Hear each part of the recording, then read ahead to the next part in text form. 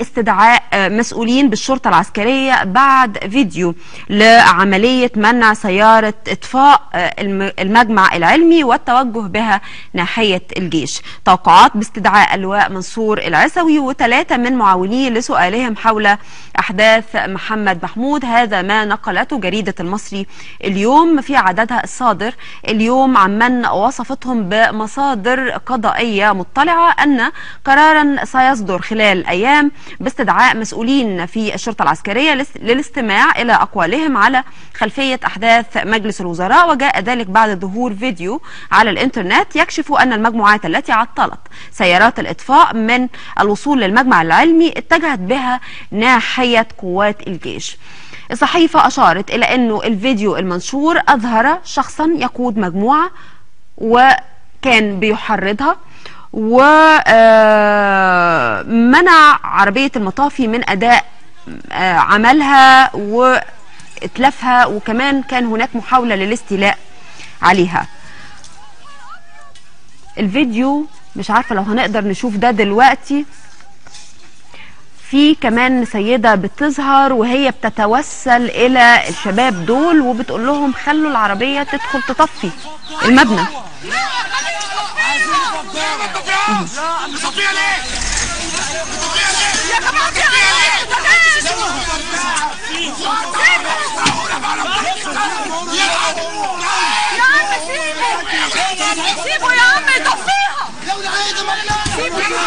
سيبوا يا عم يطفوها. احنا سامعين احد الشباب اللي موجودين، وفي مجموعة تانية من الشباب بيطلعوا بيحاولوا يعطلوا وصول العربية للمجمع العلمي. طفي يا عم طفي، ما تخافش، في ناس معاك يا مادن. مفيش حاجة هتخش بيها، مفيش حاجة هتطفي يا مادن. يا جدعان تعالوا شوية، اسمعوا نفسكم، اسمعوا نفسكم انتوا يا عم. طفي طفي.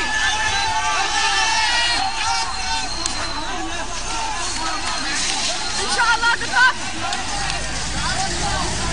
مش بالمية يا كابتن، يا كابتن قول له كهرباء مش بمية. طلع العلم، طلع العلم، طلع العلم. احنا هنحميها، محدش يضرب،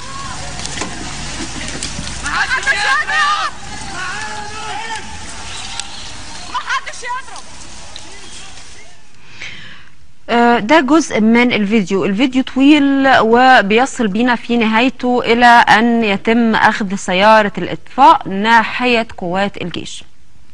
بناء على ذلك كلام عن استدعاء مسؤولين بالشرطة العسكرية بعد الاطلاع على تفاصيل هذا الفيديو وهذه المشاهد، وكلام أيضا حول قرار سوف يصدر باستدعاء اللواء منصور العسوي 3 من معاونيه سؤالهم حول أحداث محمد محمود. ده الحديث عن محمد محمود الخاص باستدعاء اللواء العسوي، ولكن هنا ده ما يخص أحداث مجلس الوزراء وحريق أو حرق المجمع العلمي. سيتم استدعاء 3 من أو مسؤولين من الشرطة العسكرية.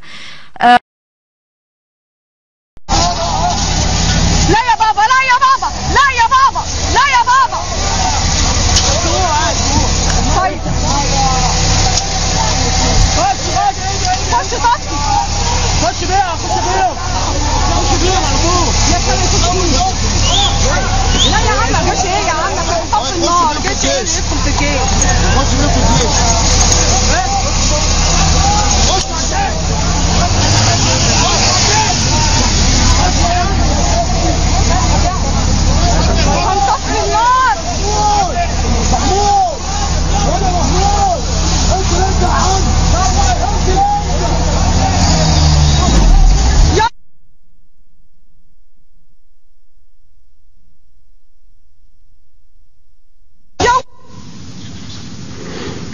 إذا امبارح قلنا في الطبعة الأولى ليه عربيات المطافي ما راحتش علشان خاطر تطفئ النيران في المجمع العلمي.